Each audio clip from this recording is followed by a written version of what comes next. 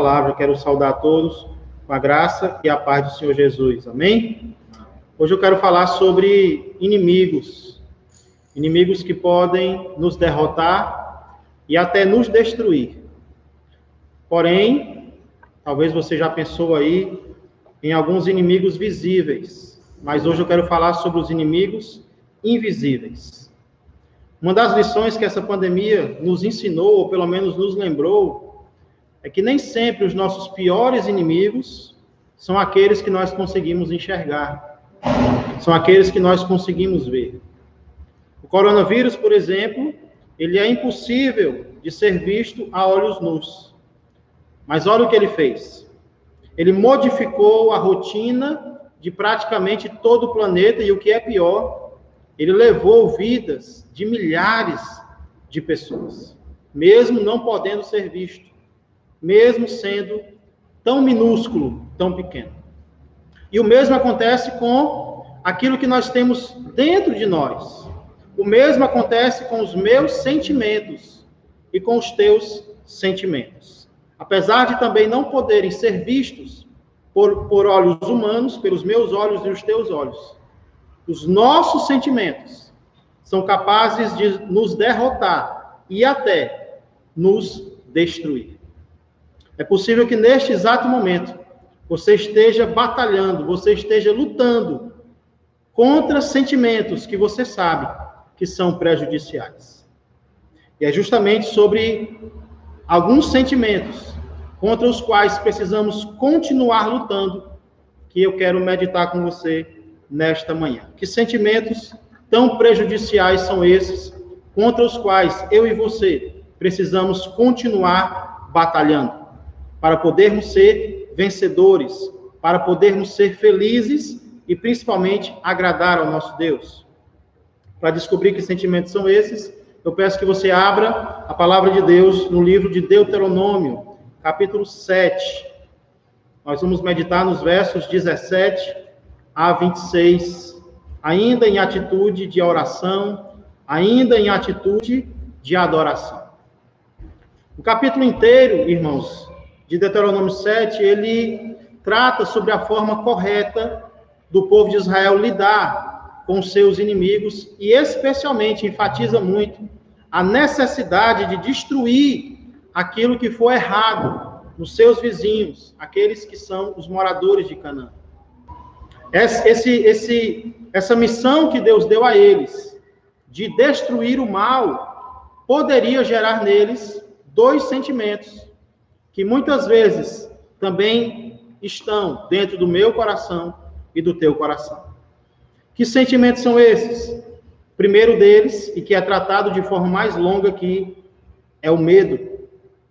É o medo. A passagem anterior, que se encerra no versículo 16, termina com a afirmação de que Israel deveria destruir as nações ao redor de Canaã. Vamos ler o verso 16. Deuteronômio 7,16 diz: consumirás todos os povos que te der o Senhor teu Deus. Os teus olhos não terão piedade deles, nem servirás a seus deuses, pois isso te seria por ciladas. Mas Deus sabia que mesmo com tantas promessas que ele havia feito, de ajudar o povo nisso, de abençoar o povo nessa tarefa, nessa missão de destruir os povos ao redor, Deus sabia que mesmo assim, dentro do coração do povo, eles fariam a si mesmos a seguinte pergunta: como nós conseguiremos fazer isso com nações mais numerosas do que nós? Estavam olhando novamente para a quantidade. Então, por isso, Deus, nos versos 18 a 24, ele repete uma ordem, a ordem de não temer estes povos. Ele dá duas vezes a ordem de não temer e depois ele dá dois motivos, depois de cada ordem. Primeira ordem e o primeiro motivo para não temer as outras nações, nós encontramos nos versos 18 a 20. O versículo 18 começa com a ordem para que o povo não tenha temor delas, temor das nações Ao invés disso, manda que eles lembrem do que o Senhor havia feito ao Egito. Vamos ler o verso 18. Verso 17, nós temos a pergunta: se disseres no teu coração, estas nações são mais numerosas do que eu, como poderei desapossá-las? Veja o medo no coração dos israelitas. Verso 18, Deus fala: delas não tenhas temor, lembrar-te-ás do que o Senhor teu Deus fez a Faraó e a todo o Egito. Então Deus proíbe que o seu povo tenha temor, o sentimento de temor no seu coração. Pelo contrário, ao invés disso, eles devem lembrar do que o Senhor fez ao outro inimigo deles, o que o Senhor fez no Egito. Deus diz de forma mais clara do que deveriam lembrar no verso 19. Das grandes provas que viram os teus olhos, e dos sinais e maravilhas, e mão poderosa, e braço estendido, com que o Senhor teu Deus te tirou. Assim fará o Senhor teu Deus com todos os povos aos quais temes. Aqui nós encontramos o primeiro antídoto para o medo: os feitos do Senhor. O primeiro antídoto para o medo é lembrar do que o Senhor já fez.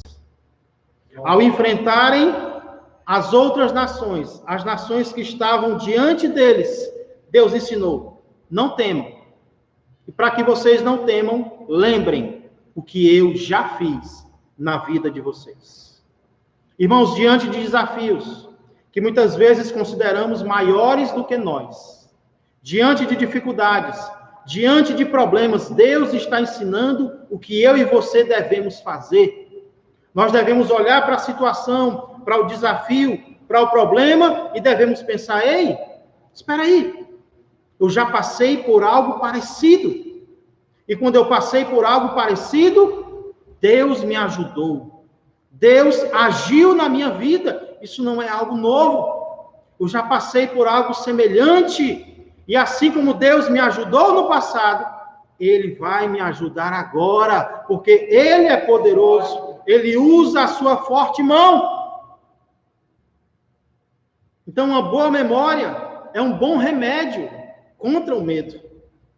Quanto mais lembrarmos do que o Senhor já fez, mais coragem nós teremos de enfrentar aquilo que estiver diante de nós. Não foi assim que Davi criou coragem para enfrentar Golias? Quando ele viu Golias desafiando os exércitos de Deus, ele não temeu Golias, pelo contrário, ele disse: eu vou guerrear contra ele. E levaram até Saul, ao rei.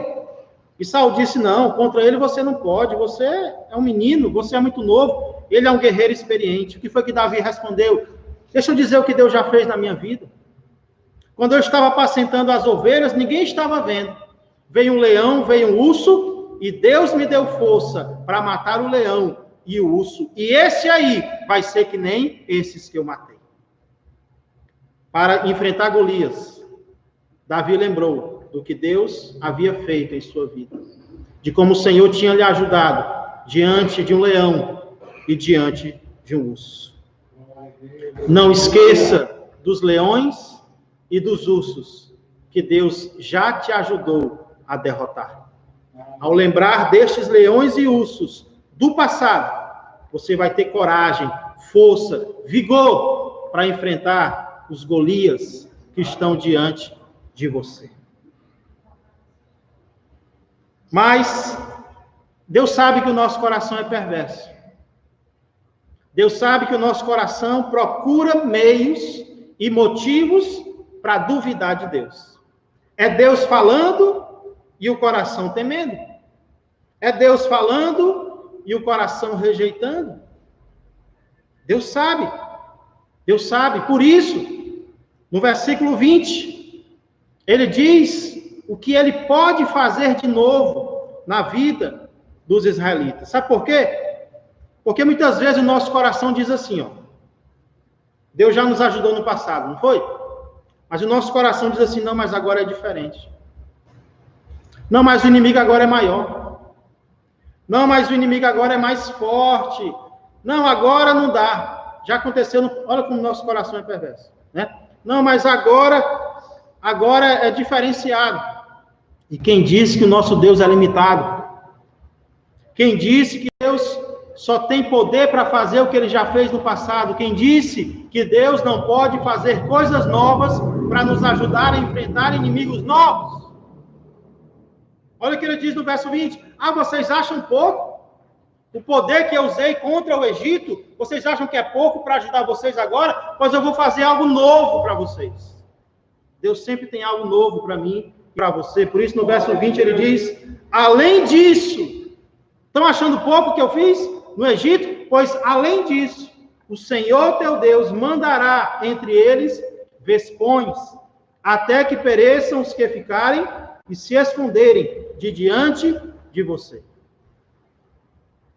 Olhe para as situações, para os desafios que você está enfrentando agora. Eles são semelhantes ou eles são diferentes do que você já enfrentou?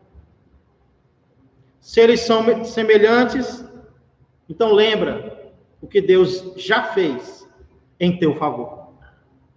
Se eles são diferentes, lembra que Deus sempre pode fazer algo novo para abençoar e para dar vitória ao seu povo. O que eu estou querendo dizer é que é importantíssimo lembrarmos do que Deus já fez. Não esquece. Existem coisas que precisam ser esquecidas. E existem coisas que não podem ser esquecidas. E essas coisas são as ajudas que Deus já nos deu para derrotar os nossos inimigos. Eu já passei por isso. Eu já enfrentei algo semelhante. E agora pode ser diferente. Mas o mesmo Deus que me ajudou vai me ajudar agora. E se for preciso, ele manda vespões. Ele manda insetos para perturbar os meus inimigos. Eu não sei se esses vespões aqui eram literais, eram insetos mesmo que Deus ia mandar, ou era outro tipo de perturbação, não importa. O que importa é que Deus vai fazer o que for necessário para dar vitória ao povo que confia nele e está obedecendo a ele. Não tenha medo. Lembra o que Deus já fez. Quando chega no verso 21, nós vemos a segunda ordem, para não temer. Só que aqui, essa segunda ordem vem com palavras diferentes. Moisés diz, não te espantes diante deles. A ideia é a mesma, não tenha medo, não tenhas temor. As palavras são diferentes. Não te espantes diante deles. E não apenas as palavras são diferentes, mas o motivo para não temer agora é novo. Qual é o motivo para não temer? Verso 21. Não te espantes diante deles, por quê? Porque o Senhor, teu Deus, está no meio de ti, Deus grande e temível. O povo estava com medo da quantidade de nações. Senhor, são nações mais numerosas do que nós, maiores do que a nossa capacidade de vencer. Mas, irmãos, o que é quantidade? Quando se tem Deus do seu lado. Um com Deus, é maioria. Maioria sem Deus não pode absolutamente nada. Então, ao invés de olhar para a quantidade de problemas, de dificuldades, Moisés estava dizendo, lembra, quem está com vocês? Deus está com vocês. E é melhor estar com Deus do que estar com a maioria. É o que nós aprendemos aqui. Mas, irmãos, precisamos ter cuidado para não achar que as vitórias vão vir de uma vez. Deus explica que isso não vai acontecer. Nós gostaríamos que elas viessem de uma vez, da noite para o dia, nós já amanhecêssemos vitoriosos. Mas Deus explica por que isso não pode acontecer. Verso 22. O Senhor teu Deus lançará fora estas nações, isso é fato. O Senhor teu Deus lançará fora estas nações pouco a pouco. Pouco a pouco de diante de ti, não poderás destruí-las todas de pronto, para que as feras do campo se não multipliquem contra ti. A região de Canaã era uma região habitada por muitos animais ferozes. E ao perceberem uma mudança drástica na população, esses animais acabariam atacando o povo de Deus. E Deus sabe os problemas que estão diante de nós, os problemas que nós nem enxergamos, Deus vê. Então ele diz, eu vou dar vitórias para vocês, mas sabe como? Pouco a pouco, de pouquinho em pouquinho. Por quê, Senhor? Porque você nos dá a vitória logo, para o bem de vocês. Porque se eu der vitória logo para vocês, isso vai prejudicar vocês. Irmãos, existem vitórias para as quais nós ainda não estamos preparados. Deus está nos preparando pouco a pouco. Para quê? Para que quando a vitória chegar, a vitória não nos destrua. Pelo contrário, nós nos mantenhamos fortes nos caminhos do Senhor. Isso é uma confirmação do que Paulo diz lá em Romanos 8:28. Sabemos que todas as coisas cooperam para o bem daqueles que amam a Deus, daqueles que são chamados segundo o seu propósito. Até a aparente demora das vitórias, das bênçãos, acredite, é o amor de Deus sendo demonstrado na minha vida e na tua vida. Mas como, Senhor? Hoje nós não entendemos. O que Deus faz hoje, nós só entenderemos amanhã. Mas é para o nosso bem. É para o bem daqueles que amam a Deus. O que Deus não queria, porém, era que essa aparente demora na conquista, que era necessária, infelizmente o povo, pelos seus erros, acabou adiando ainda mais aquilo que Deus queria que acontecesse. Deus queria que fosse pouco a pouco, mas o povo foi tão rebelde, mas tão rebelde, que nem pouco a pouco conseguiu. A gente vai ver isso depois, quando chegarmos em Josué. Mas aqui, Deus não queria que essa notícia de que seria pouco a pouco significasse que Deus não estaria cumprindo as suas promessas. Por isso, ele reafirma. Olha como Deus sempre reafirma o que ele já disse, nos versos 23 e 24. Diz assim, mas, não se engane, o Senhor teu Deus tas entregará e lhes infligirá grande confusão até que sejam destruídas. Entregar-te-á também nas mãos os seus reis, os seus líderes, para que apagues o nome deles de debaixo dos céus. Nenhum homem poderá resistir-te até que os destruas. Semelhante ao que Deus diz a Josué, ninguém te poderá resistir todos os dias da tua vida. Assim como fui com Moisés, serei contigo. Não te deixarei, nem te desampararei. Eu não sei se vocês notaram, mas na leitura dos versos 23 e 24, nós encontramos uma sinergia. O que é uma sinergia? É um trabalho em conjunto entre Deus e o homem. Deus faz algumas coisas e deixa que o homem faça outras. Por exemplo, é Deus que vai entregar o povo, os inimigos. Mas era o povo que tinha que apagar o nome deles de debaixo do céu. Eis porque muitas vezes algumas vitórias não chegam. E por quê, pastor? Porque nós esquecemos que a vida cristã é uma sinergia entre o trabalhar de Deus e o trabalhar do homem. Às vezes nós confiamos em Deus e não fazemos a nossa parte. Outras vezes nós fazemos a nossa parte, mas não confiamos em Deus. E as duas asas do avião são necessárias. Precisamos confiar no Senhor e precisamos trabalhar. Alguém disse, ore como se tudo dependesse de Deus e trabalhe como se tudo dependesse de você. E essa é a verdade. Precisamos confiar no Senhor totalmente, mas precisamos fazer toda a nossa parte, com toda a nossa diligência. Que aplicação principal nós podemos tirar desses versículos? É óbvio que nós não somos mais Israel, tendo que matar inimigos para ficar com a terra deles. Não, não somos.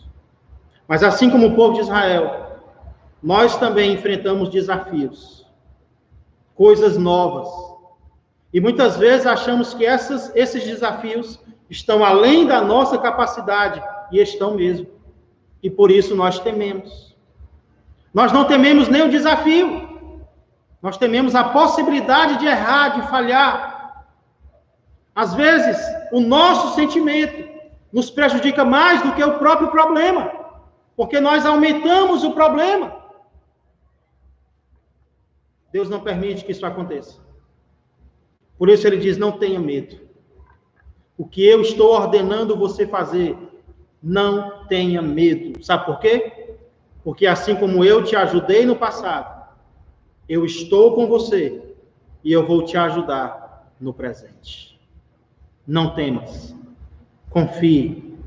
Olhe para Deus e permaneça firme nos caminhos do Senhor. Amém? Isso nos leva ao nosso segundo sentimento, contra o qual precisamos lutar dentro de nós. Olha como o que há dentro de nós, muitas vezes é pior do que o que está fora.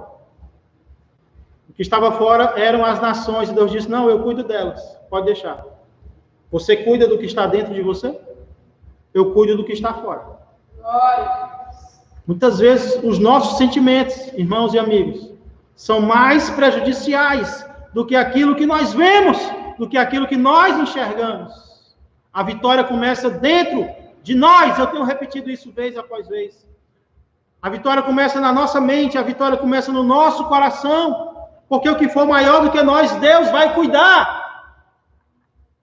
Mas o que está dentro de nós, ele diz, ei, tenha cuidado. Eu vou te ajudar, mas quem tem que cuidar é você. Não permita que o medo te atrapalhe.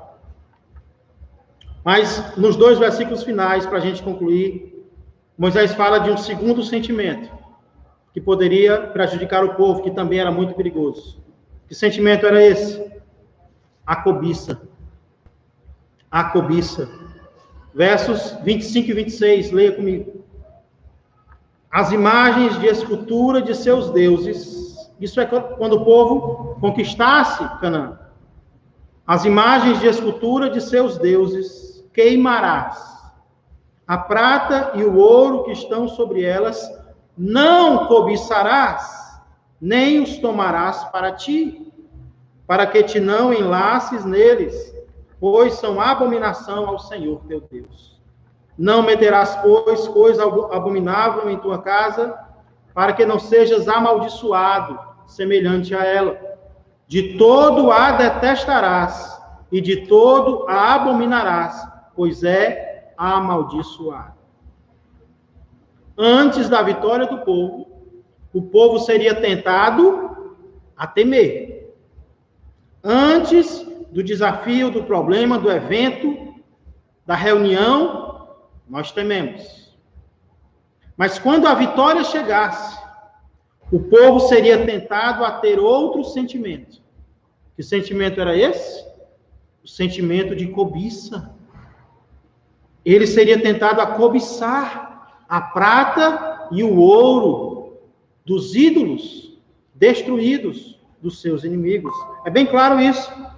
Verso 25, a prata e o ouro que estão sobre elas, sobre as imagens de escultura que seriam destruídas, não cobiçarás, nem os tomarás para ti. Medo é um sentimento. Cobiça também poderia trazer problemas para o povo. E o que é interessante é que essa palavra para cobiça aqui é a mesma do 10º mandamento, capítulo 5, verso 21, quando diz, não cobiçarás a mulher do teu próximo, nem desejarás a casa do teu próximo, nem o seu campo, nem o seu servo, nem a sua serva, nem o seu boi, nem o seu jumento, nem coisa alguma do teu próximo. Aqui nós vemos que existem duas coisas que o povo de Deus não pode cobiçar. Quais são elas, pastor? Primeiro, o povo de Deus não deve cobiçar o que pertence ao seu próximo. Eu não posso olhar para o que quer que seja que pertence ao meu próximo e desejar para mim. Isso é proibido por Deus. Deus abençoa a todos. Então, o que é dos outros, é dos outros. O que Deus quiser me dar, Ele vai me dar. Nós sabemos que, infelizmente, a cobiça acaba ocasionando muitos outros pecados, inclusive o homicídio. Pessoas matam outras para obter o que é delas, de material. A mulher causa adultério e muitos outros pecados, porque não se contenta com o que Deus deu para ele, mas quer o que Deus deu para o seu irmão ou para a sua irmã. Deus não permite que cobicemos as coisas do nosso próximo. Mas aqui em Deuteronômio 7, nós vemos que Deus também não quer que cobicemos o que pertence não ao nosso próximo apenas, mas também aos nossos inimigos. E pense no negócio fácil da gente sentir. É cobiça pelas coisas dos inimigos. Pelas coisas das pessoas que não têm Deus. Às vezes, se não tivermos cuidado, vamos cobiçar o estilo de vida, vamos cobiçar os bens materiais, vamos cobiçar as pessoas e vamos cobiçar até os pecados. Será que não era bom eu voltar a viver aquela vida de antigamente? Essa pessoa vive tão bem, não tem Deus, mas vive tão bem. Será que eu não estaria que nem ele, ou até melhor do que ele? Cobiça as coisas do inimigo. E Deus diz, não faça isso, porque isso vai ser a tua destruição.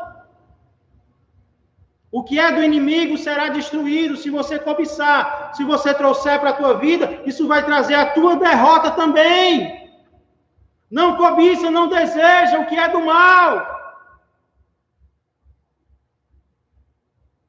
Poucos capítulos depois, nós vemos um exemplo triste disso, na vida de um homem chamado Acã. E a história dele é contada em Josué, livro seguinte, capítulo 7. Quando o povo de Israel já havia destruído um de seus inimigos. Olha como é perigoso a cobiça diante da vitória. Josué 7, a partir do verso 1. Prevaricaram os filhos de Israel nas coisas condenadas, porque Acã, filho de Carmi, filho de Zabdi, filho de Zera, da tribo de Judá, tomou das coisas condenadas. Aquilo que Deus condenou, ele tomou para si. Ele descumpriu o que Deuteronômio 7, 25 e 26 diziam. A ira do Senhor, o resultado, a ira do Senhor se acendeu contra os filhos de Israel. Por um, muitos pagam. Pelo erro de um, muitos são prejudicados. Enviando, pois, Josué de Jericó alguns homens a Ai, que está junto a Bet-Aven, ao oriente de Betel, falou-lhes dizendo, subi e espiai a terra. Subiram, pois, aqueles homens e espiaram a Ai. E voltaram a Josué e lhe disseram, não suba todo o povo, suba uns 2 ou 3 mil. Vai ser fácil, moleza, a gente derrotar essa Ai aí, essa cidade aí. Aferi a Ai, não fatigueis ali todo o povo, porque são poucos os inimigos. Assim subiram lá do povo uns 3 mil homens, os quais fugiram diante dos homens de Ai. Os homens de Ai feriram deles uns 36, e aos outros perseguiram desde a porta até as pedreiras, e os derrotaram na descida. E o coração do povo se derreteu, e se tornou como água. Como assim? Deus prometeu que nos ajudaria a vencer os inimigos, nós somos derrotados diante de um inimigo aparentemente tão fraco. Por quê, Senhor? Verso 6, então Josué rasgou as suas vestes e se prostrou em terra sobre o rosto perante a arca do Senhor até a tarde. Ele e os anciãos de Israel e deitaram pó sobre a cabeça. Disse Josué, Senhor Deus, por que fizeste este povo passar o Jordão para nos entregares nas mãos dos amorreus? Para nos fazerem perecer, tomara nos contentáramos com ficarmos além do Jordão. Senhor, que direi, pois Israel virou as costas diante dos seus inimigos. É um símbolo de derrota, virar as costas diante dos inimigos. Ouvindo isto, os cananeus e todos os moradores da terra nos cercarão e desarraigarão o nosso meio da terra, o nosso nome da terra. E então que farás ao teu grande nome? Verso 10 vem a resposta de Deus. Então disse o Senhor a Josué: levanta-te, rei, levanta-te. Por que estás prostrado assim sobre o rosto? Por que estás assim desanimado, abatido, cabisbaixo? Levanta-te. Israel pecou e violaram a minha aliança, aquilo que eu lhes ordenara, pois tomaram das coisas condenadas e furtaram e dissimularam, e até debaixo da sua bagagem o puseram. Ninguém está vendo, mas eu estou, Josué, eu enxergo o que está escondido. Pelo que os filhos de Israel não puderam resistir aos seus inimigos, viraram as costas diante deles, porquanto Israel se fizera condenado. Já não serei convosco, se não eliminardes do vosso meio a coisa roubada. Vocês vão ter que escolher, ou o que é do inimigo, ou eu. Vocês não podem ficar com os dois. Para eu ir com vocês, vocês têm que eliminar o que não deve estar no meio de vocês. Dispõe-te, santifica o povo e disse: santificai-vos para amanhã, porque assim diz o Senhor, Deus de Israel: há coisas condenadas no vosso meio, ó Israel. Aos vossos inimigos não podereis resistir, enquanto não eliminardes do vosso meio as coisas condenadas. Pela manhã, pois, vos chegareis segundo as vossas tribos. É agora que vão descobrir quem foi. E será que a tribo que o Senhor designar por sorte se chegará segundo as famílias, e a família que o Senhor designar se chegará por casas, e a casa que o Senhor designar se chegará homem por homem. Aquele que for achado com a coisa condenada será queimado, ele e tudo quanto tiver, porquanto violou a aliança do Senhor e fez loucura em Israel. Então Josué se levantou de madrugada, verso 16, e fez chegar a Israel segundo as suas tribos, e caiu a sorte sobre a tribo de Judá. Primeiro descobriram de onde era a tribo do ladrão, de Judá. Fazendo chegar a tribo de Judá, caiu sobre a família dos Zeraitas. Fazendo chegar a família dos Zeraitas, homem por homem, caiu sobre Zabdi. E fazendo chegar a sua casa, homem por homem, caiu sobre Acã, filho de Carmi, filho de Zabdi, filho de Zera, da tribo de Judá. Então disse Josué a Acã: filho meu, dá glória a Deus, antes de morrer, né? Dá glória ao Senhor, Deus de Israel, e a ele rende louvores, e declara-me agora o que fizeste, não me ocultes. Respondeu Acã a Josué e disse: verdadeiramente, pequei contra o Senhor, Deus de Israel, e fiz assim e assim. Ele confessou o seu pecado. Quando vi entre os despojos uma boa capa babilônica, e 200 ciclos de prata, e uma barra de ouro, do peso de 50 ciclos, cobicei-os e tomei-os, e eis que estão escondidos na terra, no meio da minha tenda, e a prata por baixo. Quando eu vi aquilo, Josué, eu desejei para mim. Eu quis ter aquilo, oh, capa bonita, prata, ouro, cobicei, tomei, está guardado lá em casa. Vou até dizer onde é que está. Então Josué enviou mensageiros que foram correndo à tenda, e eis que tudo estava escondido nela, e a prata por baixo. Tomaram, pois, olha o resultado, para concluir, tomaram, pois, aquelas coisas do meio da tenda, e as trouxeram a Josué e a todos os filhos de Israel, e as colocaram perante o Senhor. Então Josué e todo Israel com ele tomaram Acã, filho de Zera, e a prata, e a capa, e a barra de ouro, e seus filhos e suas filhas. Que pena, né? E seus bois, e seus jumentos, e suas ovelhas, e sua tenda, e tudo quanto tinha, e levaram-os ao vale de Acor. Disse Josué: por que nos conturbaste? O Senhor hoje te conturbará. E todo Israel o apedrejou, e depois de apedrejá-los, queimou-os. Levantaram sobre ele um montão de pedras, que permanece até o dia de hoje, o dia em que o livro de Josué foi escrito.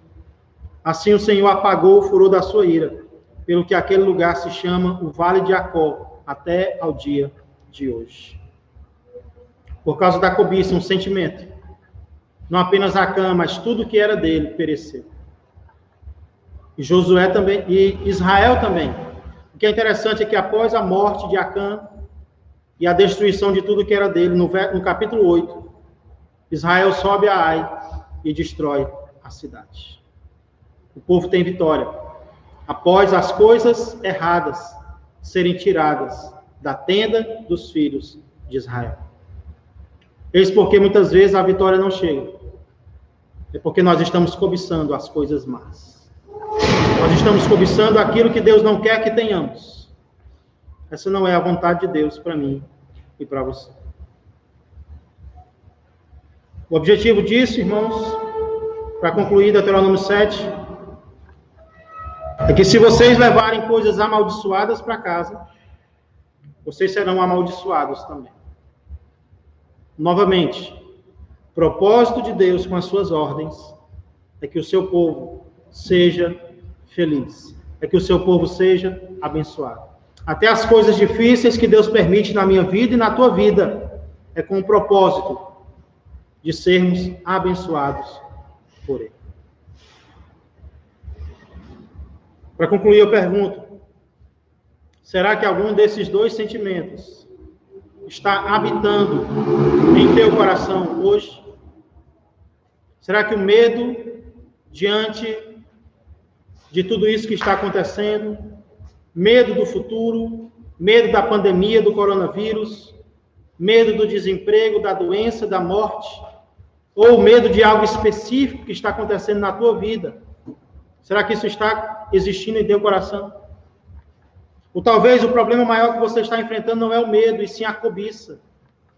É a falta de contentamento com aquilo que Deus te deu. Você não está se contentando com os dons que Deus te deu, com os bens que Deus te deu, com as pessoas que Deus te deu. Você está cobiçando o que não deve, o que é do inimigo. Se esses sentimentos estiverem em teu coração, eu peço que você decida, com a força que há no sangue de Jesus, com a força que há no Senhor Jesus Cristo, lutar contra esses sentimentos, antes que eles acabem derrotando e destruindo você e tudo aquilo que te pertence. Vamos orar. Pai amado, Pai querido, obrigado, Senhor, porque o Evangelho não trata apenas do que é possível ver. O Evangelho não trata, Senhor, apenas do que é exterior, do que é externo. Sim, temos inimigos fora de nós mesmos. Mas eu creio, Senhor, que os piores estão dentro de nós. Senhor, é a nossa dúvida em relação às tuas promessas. É o nosso medo diante dos desafios que o Senhor mesmo planejou para nós, para nos dar vitória, Senhor, para nos abençoar. É a nossa cobiça, Senhor, é o nosso desejo de possuir aquilo que o Senhor não planejou para nós. Pai, é isso que nos derrota, é isso que nos destrói. Mas nesta manhã nós entendemos isso, e nós entendemos que existe o nosso trabalhar, mas nós não estamos sós. Há, acima de nós, o trabalhar do Senhor nas nossas vidas. Podemos, Senhor, nesta manhã dizer, tudo podemos naquele que nos fortalece. Se estamos sendo tentados pelo medo, podemos dizer, eu posso suportar o medo naquele que me fortalece. Se estamos sendo tentados pela cobiça, podemos dizer, eu posso superar essa cobiça naquele que me fortalece. Porque o desejo dele é que todas as coisas cooperem para o meu bem. Sim, Senhor, aqui estamos humilhados em tua presença, decidindo fazer a vontade do Senhor e não a nossa, para a honra e glória do nosso Senhor e Salvador Jesus Cristo, no nome de quem eu peço e agradeço. Amém e amém.